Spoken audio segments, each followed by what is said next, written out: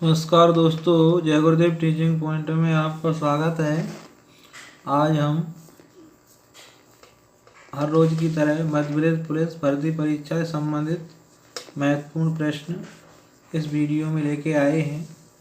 इस वीडियो में 100 से अधिक प्रश्न आपको देखने को मिलेंगे, इसलिए इनको अच्छे से पढ़ें।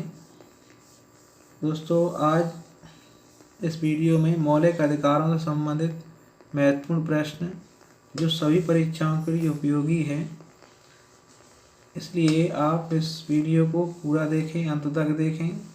दोस्तों, पहले भी मैंने मौलिक अधिकारों से संबंधित वीडियो अपलोड कर चुका हूं, जिसमें मैंने सैद्धांतिक तरीके से हर टॉपिक को एनालिसिस किया है।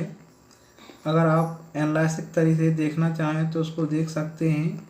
अगर हर तथ्य को अच्छे से समझना चाहें तो आप उस वीडियो को देख सकते हैं। लेकिन अगर आपने वो वीडियो देख चुके हैं तो यहाँ पर अपनी टेस्ट कर लें और प्रश्नों को ज़्यादा से ज़्यादा इनको समझें, क्योंकि परीक्षा का समय काफ़ी कम है।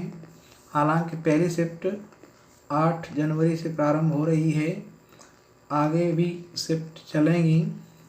कई पारियों में ये परीक्षा आयोजित होगी, इसलिए हर स्टूडेंट के लिए यह जो महत्वपूर्ण प्रश्न हैं संविधान से संबंधित, वो सबके लिए उपयोगी है। दोस्तों, इस वीडियो को शेयर ज़रूर करें, इससे ज़्यादा से ज़्यादा लोगों, छात्रों को लाभ प्राप्त हो सके। दोस्तों, वीडियो को अगर पहली बार देख रहे हैं तो वीडियो को सब्सक्राइब ज़रूर करें और बेल आइकॉन को दबाएं, जिससे हर रोज़ आपको तुरंत वीडियो प्राप्त होती रहे। दोस्तों, साथ ही इसे लाइक और कमेंट भी करें, इससे हमें आगे वीडियो बनाने का मोटिवेशन प्राप्त होता रहे। दोस्तों, आज हम मूल अधिकारों के विषय में प्रश्नों को सॉल्व करेंगे।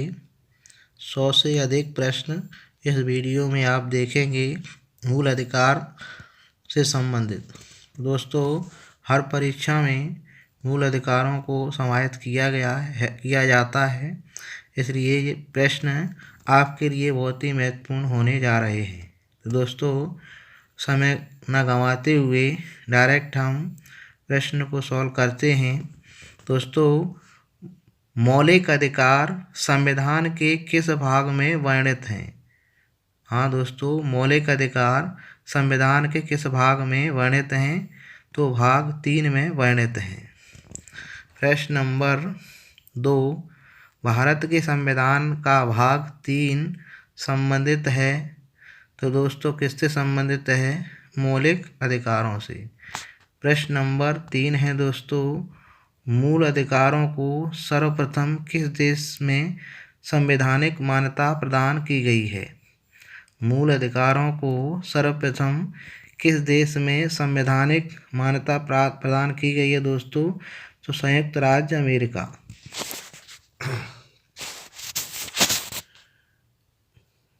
प्रश्न नंबर 4 है दोस्तों, भारतीय नागरिकों के मौलिक अधिकारों का वर्णन है। किस अनुच्छेद में वर्णन है? संविधान के अनुच्छेद 12 से 35 के बीच में। प्रश्न नंबर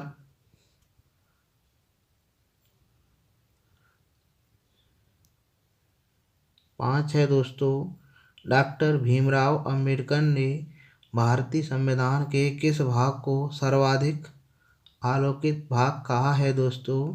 तो भाग 3 को कहा है। किस भाग को कहा है? भाग 3 को। प्रश्न नंबर 6 है दोस्तों, मूल अधिकार मूल कहलाते हैं क्योंकि वह मानव के प्राकृतिक अप्रत्यदेय अधिकार हैं। प्रश्न नंबर 7 है दोस्तों, भारतीय संविधान के भाग 3 में कुल कितने अनुच्छेदों में मूल अधिकारों का वर्णन है दोस्तों? तो 24 अधिकारों का वर्णन है। प्रश्न नंबर 8, प्रारंभ में कितने मौलिक अधिकार दिए गए थे? तो दोस्तों प्रारंभ में संविधान में 7 मौलिक अधिकारों का वर्णन था।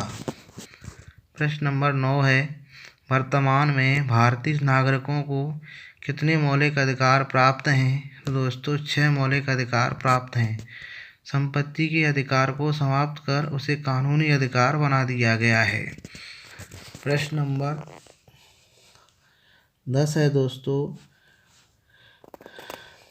भारत के संविधान में मौलिक अधिकार हैं।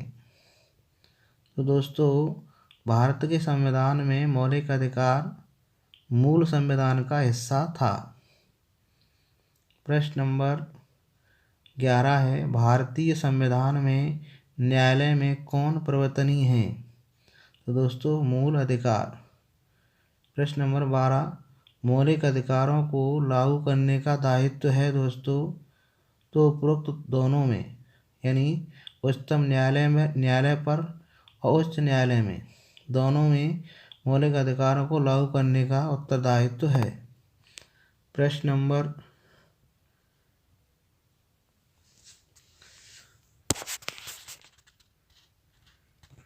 13 है दोस्तों,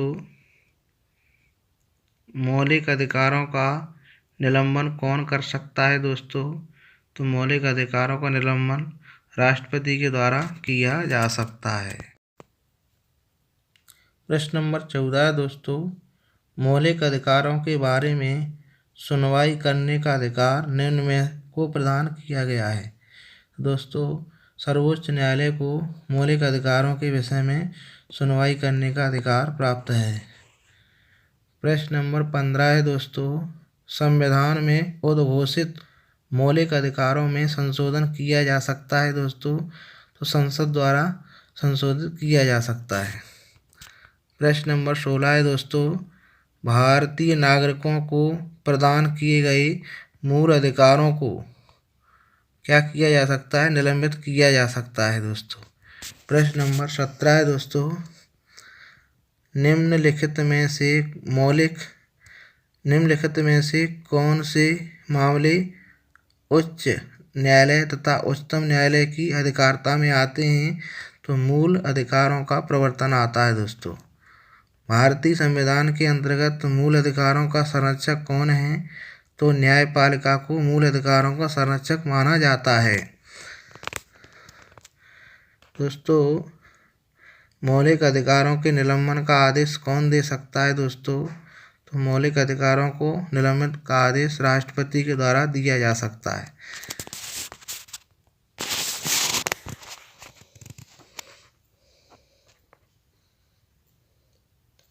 प्रश्न नंबर 20 है दोस्तों, मूल अधिकारों पर आवश्यक प्रतिबंध लगाने का अधिकार किसको है दोस्तों? तो संसद को है। प्रश्न नंबर 21 है, मौलिक अधिकारों का प्रमुख उद्देश्य क्या है? तो दोस्तों व्यक्तिगत स्वतंत्रता को सुनिश्चित करना मौलिक अधिकारों का प्रमुख उद्देश्य होता है दोस्तों। प्रश्न नंबर 22 है दोस्तों, मूल अधिकारों को प्रवर्तित करने की शक्ति प्राप्त है किसको प्राप्त है दोस्तों? तो उच्चतम और उच्च न्यायालय को प्राप्त है। प्रश्न नंबर 23 है दोस्तों, भारतीय संविधान में प्रदत्त मूलभूत अधिकारों को निलंबित करने वाली सत्ता है तो क्या है? राष्ट्रपति। प्रश्न नंबर 24, भारत में मौलिक अधिकारों के संबंध में निम्नलिखित वाक्यों का विचार किया है, यानी यह राज्य कृत्य के विरुद्ध एक गारंटी है, वह संविधान के भाग 3 में सूचित है। तो दोस्तों 1 और 2 सही है। प्रश्न नंबर 25 है दोस्तों, समानता का अधिकार भारतीय संविधान के किन 5 अनुच्छेदों में दिया गया है दोस्तों? तो अनुच्छेद 14 से 18 में दिया गया है। प्रश्न नंबर 26 है दोस्तों, भारतीय संविधान के निम्नलिखित अनुच्छेदों में से कौन विधायन सत्ता पर पूर्ण नियंत्रण लगाता है? तो दोस्तों अनुच्छेद 14 है जो विधान सत्ता पर पूर्ण नियंत्रण लगाता है।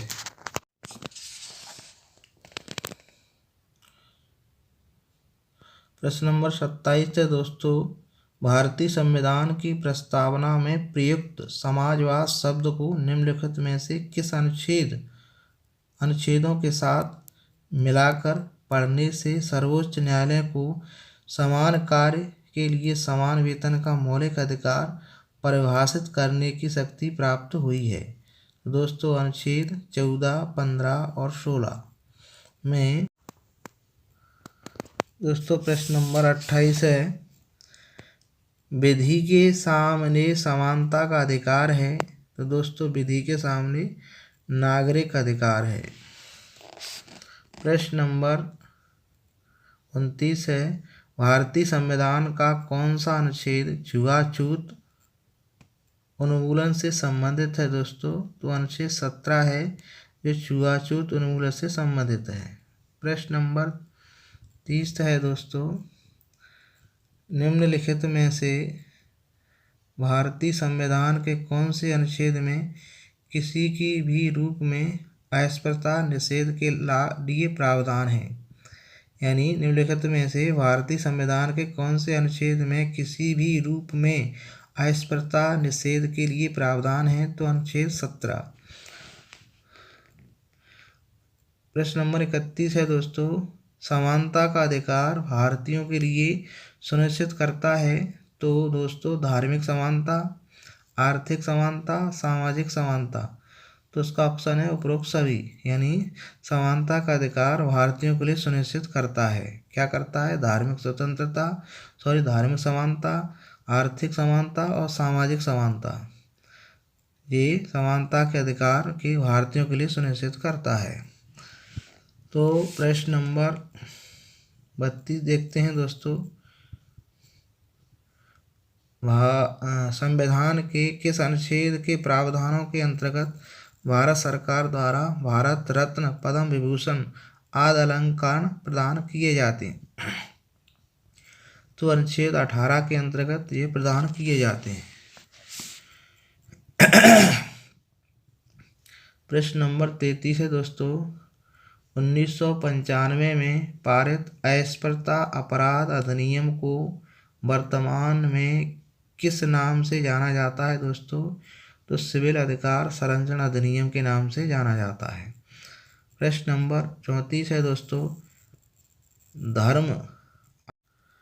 दोस्तों 34 प्रश्न में क्या लिखा है कि धर्म आदि के आधार पर विभेद का प्रतिषेध भारत के संविधान के अनुच्छेद एक मूल अधिकार है, जिसे किसके अधीन वर्गीकृत किया जाएगा? दोस्तों तो समता के अधिकार में वर्गीकृत किया जाएगा। निम्नलिखित प्रश्न नंबर 35 है दोस्तों, निम्नलिखित अनुच्छेदों में कौन भिन्न वर्ग में आता है? तो अनुच्छेद 19 आता है। प्रश्न नंबर 36 है, भारतीय संविधान में किस में भारतीय सर्वोच्च न्यायालय को समान कार्य के लिए समान वेतन का मौलिक अधिकार निगमन करने हेतु सक्षम किया गया है? तो दोस्तों इसमें ऑप्शन ए बी सी सभी को मिलाकर पढ़ना है। यानी ए, संविधान की प्रस्तावना में प्रयुक्त समाजवादी शब्द। बी, ए को अनुच्छेद के अनुसार 14 साथ मिलाकर पढ़ना है। ए को संविधान के अनुच्छेद 16 के साथ मिलाकर पढ़ना है। तो दोस्तों उपरोक्त ए बी सी सभी को मिलाकर पढ़ना है। प्रश्न नंबर 37 है दोस्तों, चेन्नई राज्य बनाम चंपकम दोराय राजन मुकदमे में भारतीय सर्वोच्च न्यायालय के निर्णय के परिणाम स्वरूप निम्नलिखित में से किस मौलिक अधिकार को संशोधित किया गया है? दोस्तों तो भेदभाव के विरुद्ध अधिकार को संशोधित किया गया है। भारत में समाचार पत्रों का स्वातंत्र्य है। तो दोस्तों संविधान के अनुच्छेद 19(1) का में विशेष रूप से उपबंधित है। यानी इसमें समाचार पत्र जो हैं वो स्वतंत्र रूप से अपना कार्य कर सकते हैं। तो ये अनुच्छेद 19(1) में इसका उपबंध है। दोस्तों प्रश्न नंबर 39 है, भारत का संविधान स्पष्टतः प्रेस की आज़ादी की व्यवस्था नहीं करता, किंतु यह आज़ादी अंतर्निहित है। अनुच्छेद किसके अंतर्गत है? 19(1)(a) के अंतर्गत। प्रश्न नंबर 40 है दोस्तों, स्वतंत्रता के मूल अधिकार से संबंधित संविधान के अनुच्छेद 19 के अंतर्गत कितने प्रकार की स्वतंत्रता प्राप्त हैं? दोस्तों 6 स्वतंत्रताएं प्रत्याभूत हैं। दोस्तों प्रश्न नंबर 41 में आप देखते हैं, स्वतंत्रता का अधिकार संविधान के किन अनुच्छेदों में वर्णित है दोस्तों? तो अनुच्छेद 19 से 22 तक।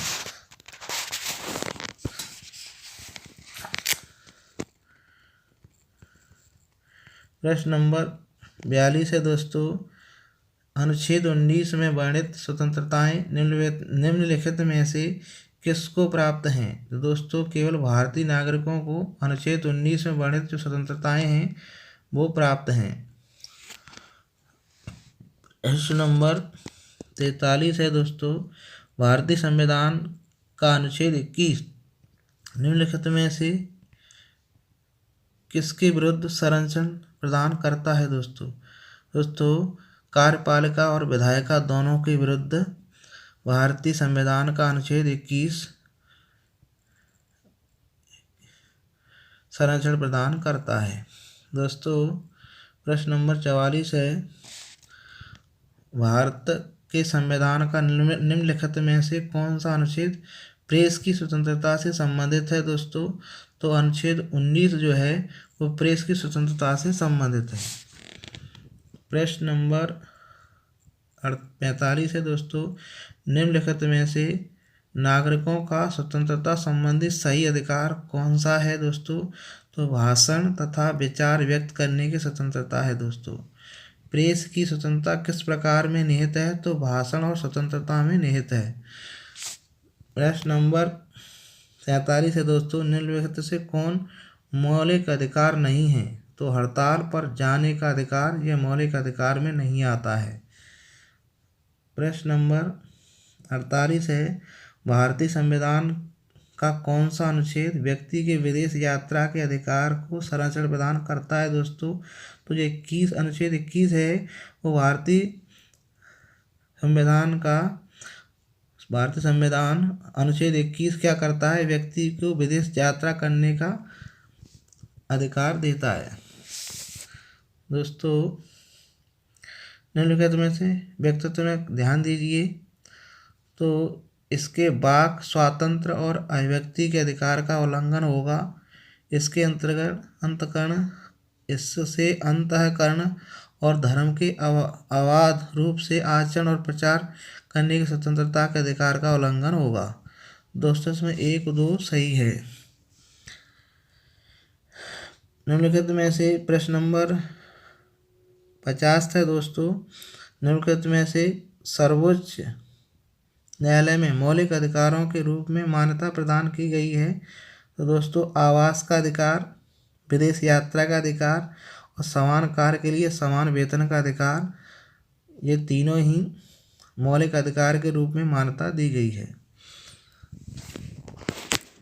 दोस्तों मौलिक अधिकारों से संबंधित मैंने पहले भी वीडियो बनाई है जिसमें थ्योरी के माध्यम से विस्तार से समझाया है, लेकिन वहाँ प्रश्नों का समावेश नहीं है। लेकिन यहाँ पर मैं केवल मौलिक अधिकारों के प्रश्नों को ही समाहित कर रहा हूँ। यहाँ मैं उसको समझाने का प्रयास मैंने नहीं किया है। इसलिए अगर उसको अच्छे से समझना चाहते हैं तो आप डिस्क्रिप्शन में जो वीडियो डली है मौलिक अधिकार उसको आप समझें। वहाँ पर मैंने अच्छे से एनालिसिस किया है, लेकिन यहाँ पर मैंने प्रश्नों को ही कवर किया है क्योंकि परीक्षाओं का समय नज़दीक है। इसलिए मैं डायरेक्ट प्रश्नों को पढ़ रहा हूँ और उसको ही आंसर दे रहा हूँ, इसीलिए आपका कम समय में ज़्यादा से ज़्यादा प्रश्न समाहित हो सकें। दोस्तों प्रश्न नंबर 51 में दिया है कि भारतीय संविधान में प्रदत्त स्वतंत्रता का अधिकार के संबंध में निम्नलिखित में से कौन सा सत्य नहीं है? दोस्तों भाषण और अभिव्यक्ति की आवाज़ स्वतंत्रता से है। प्रश्न नंबर 13 है 52 संविधान के किन अनुच्छेदों में शोषण के विरुद्ध अधिकार वर्णित है? दोस्तों तो अनुच्छेद 23 से 24 है जो शोषण के विरुद्ध अधिकार में वर्णित आता है। दोस्तों मौलिक प्रश्न नंबर 53 है दोस्तों, मौलिक अधिकारों के अंतर्गत कौन सा अनुच्छेद बच्चों के शोषण से संबंधित है? तो दोस्तों अनुच्छेद 24 है जो बच्चों से शोषित से संबंधित है। प्रश्न नंबर 54 है, भारत के संविधान के अंतर्गत किस आय के बालकों को किसी खान अथवा अन्य संकटमय सेवा में लगाए जाने का प्रतिषेध किया गया है? तो 14 से कम उम्र के जो बच्चे हैं अगर उनको काम पे लगाया जाता है तो ये अपराध की श्रेणी में आता है। प्रश्न नंबर 55 है दोस्तों, कारखानों अथवा खानों में कोई व्यक्ति नियुक्त नहीं किया जा सकता जब तक उसकी आयु कम से कम 12 वर्ष हो। प्रश्न नंबर 56 है दोस्तों, भारतीय संविधान के अनुसार किसी भी व्यक्ति को जैसे गिरफ्तार अथवा बंदी किया जाता है सबसे नज़दीकी मजिस्ट्रेट के समक्ष उपस्थित करना होगा। कितने समय तक? 24 घंटों के अंदर। इसमें यात्रा का जो समय है उसको इसमें नहीं जोड़ा जाता है। प्रश्न नंबर 57 है दोस्तों, 14 वर्ष से कम आयु के बहुत से गरीब बच्चे पटाखे बनाने वाले कारखानों में काम करते हैं। इन कारखानों में बच्चों को काम देने से किस मौलिक अधिकार का उल्लंघन होगा? दोस्तों शोषण के विरुद्ध अधिकार का उल्लंघन होगा।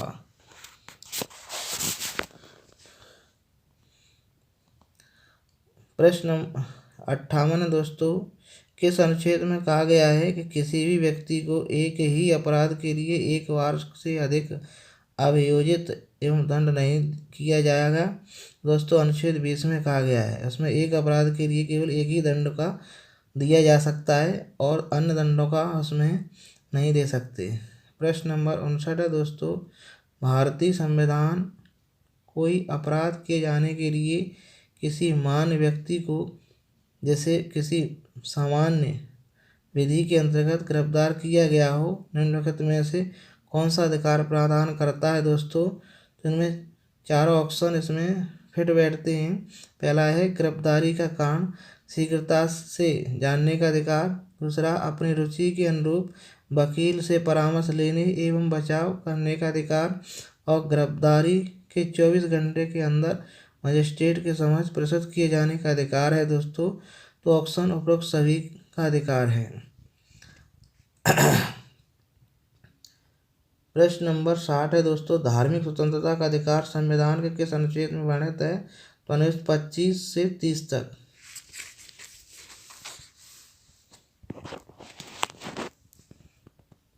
दोस्तों प्रश्न 61 है, भारतीय संविधान के अनुच्छेद 25 का संबंध किससे है? तो धर्म की स्वतंत्रता से संबंधित है।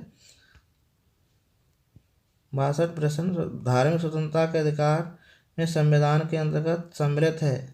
दोस्तों धर्म प्रचार करने का अधिकार इसमें सम्मिलित है। सिखों को कृपाण यानी तलवार धारण करने पे रखने का अधिकार है। तीसरा, राज्यों का समाज सुधारक विधि निर्माण का अधिकार है। दोस्तों ऑप्शन ए है 1, 2 और 3। दोस्तों प्रश्न 63 में है, संविधान के किस अनुच्छेद द्वारा सिखों द्वारा कृपाण धारण करना धार्मिक स्वतंत्रता का अंग माना जाता है? तो अनुच्छेद 25 में यह अधिकार दिया गया है।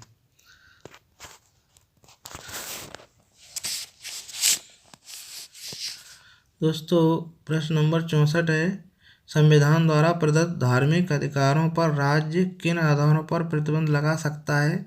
तो दोस्तों स्वास्थ्य पर, सदाचार पर, लोक व्यवस्था पर, तीनों पर प्रतिबंध लगा सकता है। अनुच्छेद 65 है, संविधान के किस अनुच्छेद के अंतर्गत अल्पसंख्यकों को अपनी संस्कृति के संरक्षण तथा अपनी पसंद की शिक्षा संस्थाओं की स्थापना और संचालन के अधिकार को मान्यता प्रदान की गई है? तो अनुच्छेद 29 से 30 में की गई है। प्रश्न नंबर 66 है, भारतीय संविधान का कौन सा अनुच्छेद अल्पसंख्यकों को अपनी मनपसंद शिक्षण संस्थाओं के स्थापित तथा संचालित करने का अधिकार को संरक्षण प्रदान करता है? दोस्तों तो अनुच्छेद 30 है। यानी जो शिक्षण संस्थान है अल्पसंख्यक वो कहीं भी स्थापित करने का अधिकार है। प्रश्न 67 है, धार्मिक स्वतंत्रता का अधिकार किस अनुच्छेद के द्वारा दिया गया है दोस्तों? तो अनुच्छेद 25 के अंतर्गत दिया गया है। 68, भारतीय संविधान के किस अनुच्छेद में संवैधानिक उपचारों का अधिकार दिया गया है? तो अनुच्छेद 32। Doctor B R. अम्बेडकर ने इसे संविधान की आत्मा भी कहा है।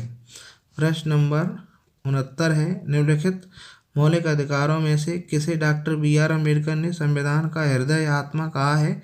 तो संविधान उपचारों का अधिकार कहा है।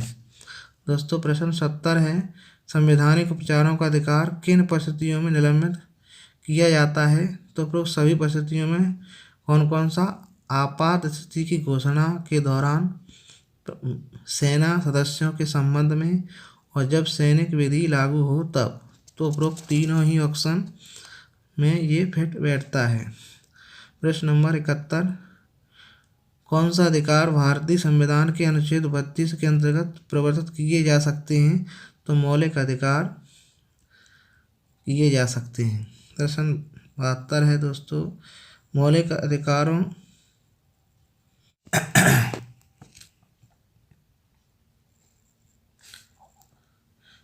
अधिकारों को लागू करने के लिए निम्नलिखित में से किसी न्यायालय द्वारा जारी किया जा सकता है? तो दोस्तों समादेश रिट जारी किया जा सकता है। दोस्तों रिट के बारे में मैं अलग से वीडियो बताऊंगा कि रिट क्या होता है। दोस्तों प्रश्न नंबर 73 में, व्यक्तिगत स्वतंत्रता के लिए निम्नलिखित में से कौन सी रिट याचिका दायर की जा सकती है? तो हैवियस कॉर्पस दायर की जा सकती है। कौन व्यक्तिगत स्वतंत्रता से संबंधित है? तो बंदी प्रत्यक्षीकरण हैवस कॉर्पस की जा सकती है।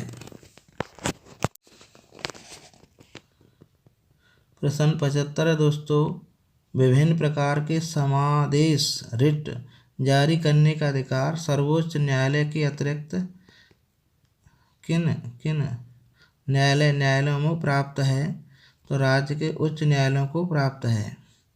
यानी विभिन्न प्रकार के समादेश रिट जारी करने का अधिकार सर्वोच्च न्यायालय के अतिरिक्त निम्नांकित में से किस या किन न्यायालयों को प्राप्त है? तो राज्य के उच्च न्यायालयों को प्राप्त है। प्रश्न नंबर 76 है दोस्तों, बंदी प्रत्यक्षीकरण के अतिरिक्त निम्नलिखित में से किस याचिका को उच्च न्यायालय जारी कर सकता है? तो यहाँ पर उत्प्रेक्षण, परमादेश, अधिकार परीक्षा, प्रतिषेध, उपरोक्त सभी चारों को जारी कर सकता है। प्रश्न नंबर 77 है, बंदी प्रत्यक्षीकरण याचिका क्या है? तो दोस्तों निरुद्ध व्यक्ति या हितवत व्यक्ति दोनों द्वारा दाखिल की जा सकती है। प्रश्न नंबर 78 है, किस स्थिति में बंदी प्रत्यक्षीकरण याचिका जारी किया जा सकता है? तो दोषपूर्ण पुलिस नज़रबंदी में किया जा सकता है। प्रश्न नंबर 79 है, किसी व्यक्ति का अवैध निरोध के मामले में न्यायालय द्वारा जारीकृत परमादेश निम्न में से कौन सा है? तो बंदी प्रत्यक्षीकरण है। प्रश्न नंबर 80 है दोस्तों, निम्नलिखित में से किस याचिका का शाब्दिक अर्थ होता है हम आदेश देते हैं? तो दोस्तों परमादेश में होता है।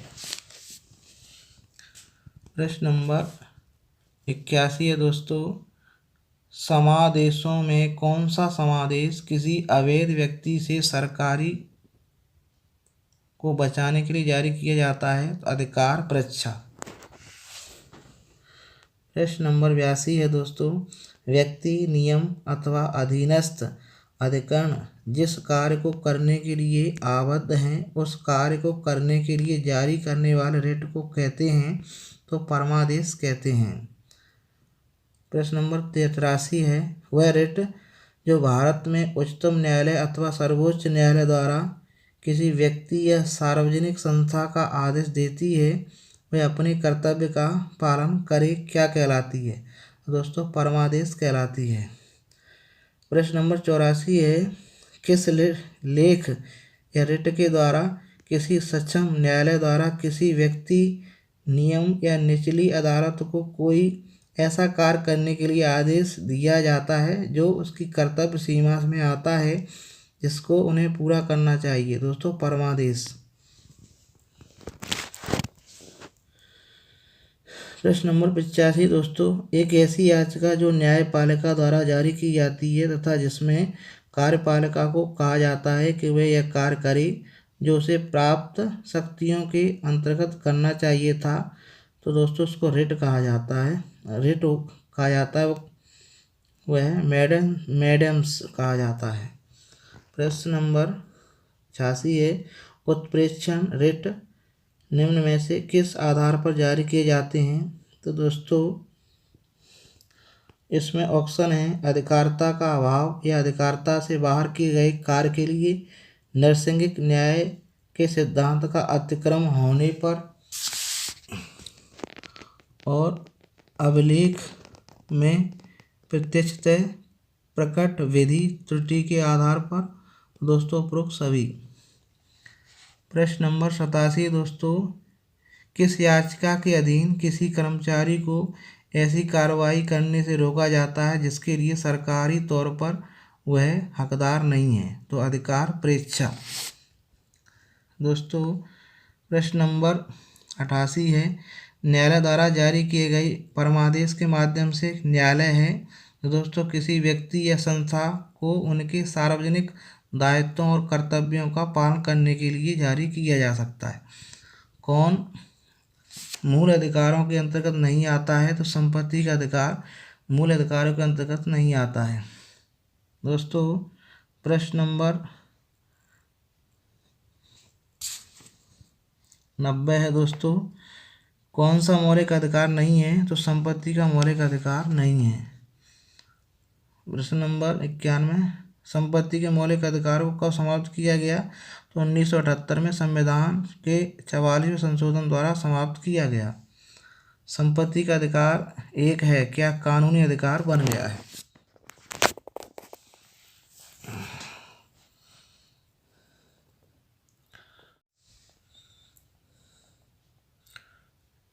दोस्तों प्रश्न नंबर 94, संपत्ति के मूल अधिकारों को किस संवैधानिक संशोधन अधिनियम द्वारा समाप्त किया गया है? तो 44वें संविधान द्वारा समाप्त किया गया है। दोस्तों प्रश्न नंबर 95 है दोस्तों, निम्न में से कौन सा मौलिक अधिकार नहीं है? तो संपत्ति का अधिकार मौलिक अधिकार के अंतर्गत नहीं आता है। प्रश्न नंबर 96, भारतीय संविधान के अनुसार संपत्ति का अधिकार क्या है?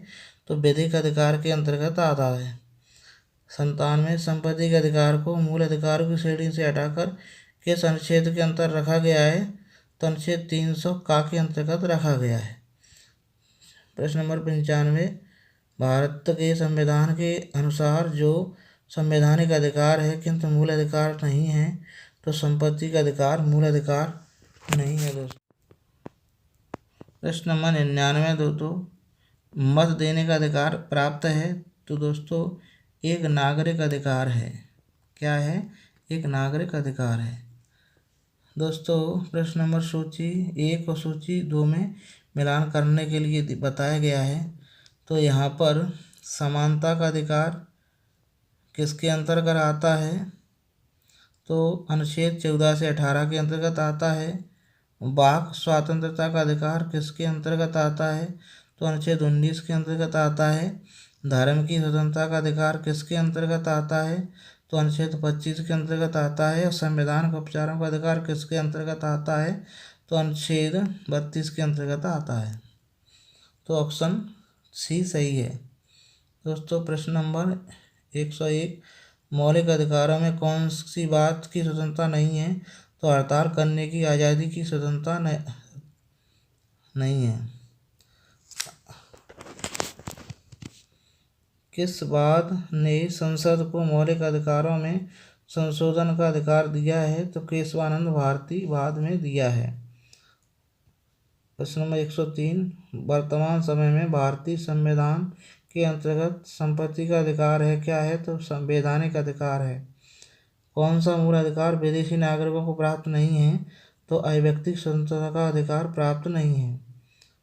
प्रश्न नंबर 105, 6 वर्ष की आयु से 14 वर्ष की आयु के बीच सभी बच्चों को शिक्षा का अधिकार है। तो दोस्तों मूल अधिकार है।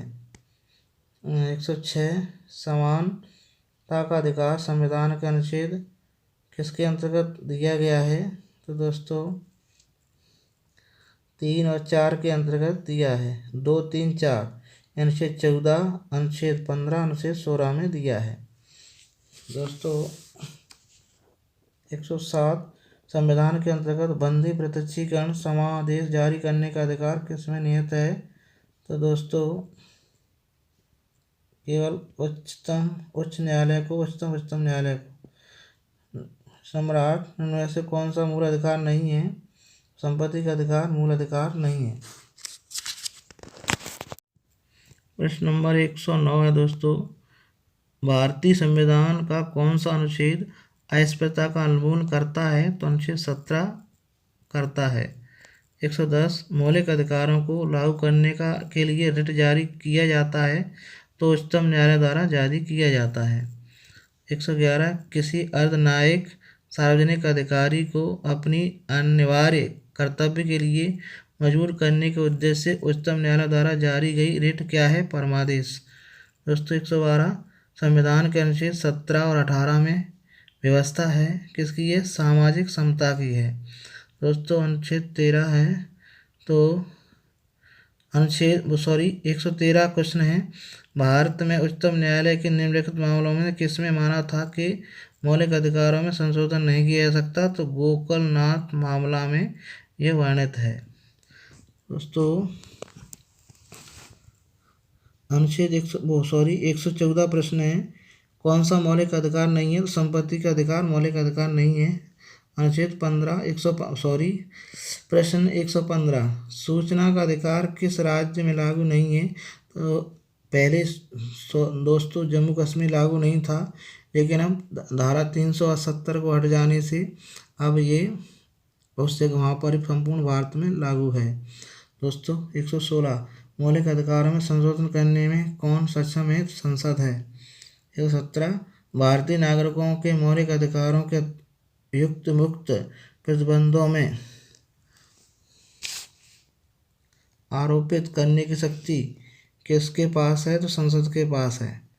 दोस्तों 118 और इस वीडियो का अंतिम प्रश्न, किसी कैदी को न्यायालय के समक्ष प्रस्तुत करवाने के लिए किस रिट की आवश्यकता होती है? दोस्तों बंदी प्रत्यक्षीकरण की आवश्यकता होती है। दोस्तों ये 118 प्रश्न मौलिक अधिकारों से ये गए हैं दोस्तों, और इनसे बाहर कभी भी परीक्षा में नहीं पूछा जाता है। तो दोस्तों वीडियो देखने का बहुत बहुत